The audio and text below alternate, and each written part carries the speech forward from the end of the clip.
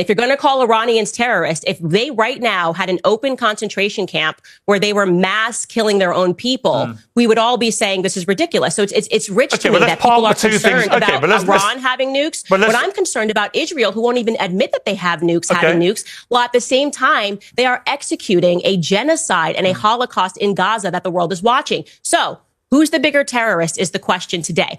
I would say as an American that if we're going to get behind a regime change, it should be in Israel first. So that would be my position. I think the position of a lot of people who are waking up to the fact that Zionism has brought us nothing but grief in America. Can you name one positive thing that Zionists have contributed to America?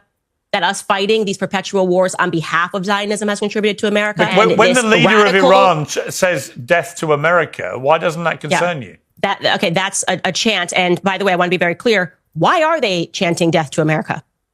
Why are they chanting that? That's kind of a random thing. Like, I know because they want Americans dead. But why do they want? Why are they specifically chanting as opposed to saying, I don't know, death to China or death to Russia? What is it specifically about America? Well, they say death to America, death to Israel, death to the United Kingdom, actually. Oh, okay. Death to pretty much anyone that wants to stand up to them.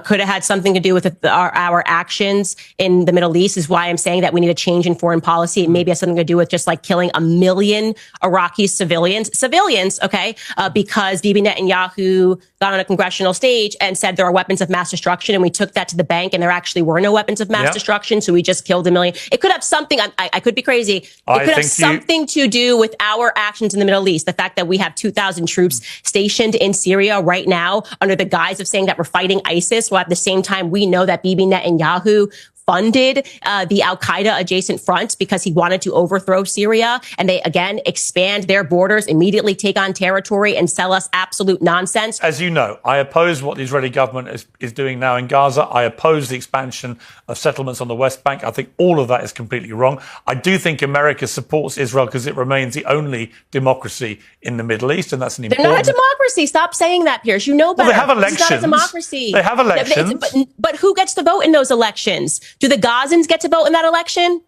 Well, the Israelis get to vote in Israel, obviously. Okay, so you're basically saying America had a democracy, we had Israel laws that said Black Americans couldn't, Black Americans Israel couldn't vote. moved out. Yeah, I'd want my kids to go to jail before they fought for Israel. I'll say that honestly. Okay, I would. I have 3 sons, and I'm going to be honest with you, Pierce. I'm glad you told me that consequence. I'd take that consequence any day to them being sent back over in a coffin because they died for Israel.